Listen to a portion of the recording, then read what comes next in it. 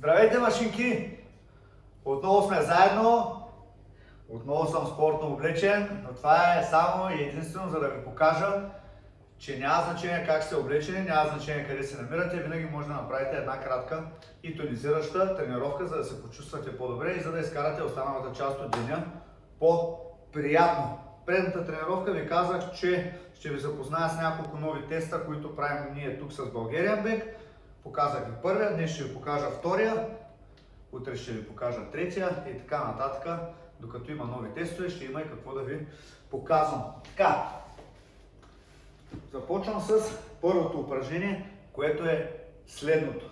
Торбичката е в дясно, качваме на рамото, на рамената и отново я връщам в изходна позиция. Правя 5 такива повторения. Хайде, 1, 2, 3, старт. 1, връщам. 2, връщам. 3, 4, 5. Продължавам с още 5 повторения, но вече на другата страна. 1, 2, 3, 4, 5. Това бяха първите две упражнения от теста. Сега продължавам с 10 въртения наляво и 10 въртения на дясно. Айде, готови? Започваме. 1, 2, 3, 4, 6, 7, 8, 9, 10. Сменям посоката. 1, 2, 3, 4, 5, 6, 7, 8, 9, 10. Така. Малко трябва да се поправя. Това беше второто упражнение. Всъщност станаха 4, ако трябва да ги погледнем по друг начин.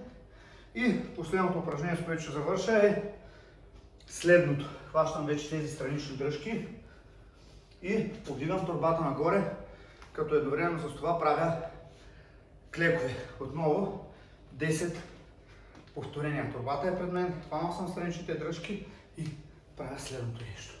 2, 3, 4, 5, 6, 7, 8, 9, 10. Това е тежчето, но това е само една серия. По принцип трябва да направите 3 серии от тези упражнения и да влезнете в времето от 5 минути. Ако влезете в 5 минути, след 3 кръга на тези упражнения, значи формата, която имате в момента, е доста добра. Ако не успеете да се вмъкнете в 5 минути, трябваше малко да се потрудите, но точно това е говори, че винаги има стимул за развитие. Това беше от мен, машинки. Утре вече ще съм доста по-спортен от това, така че ще се видим. Чао!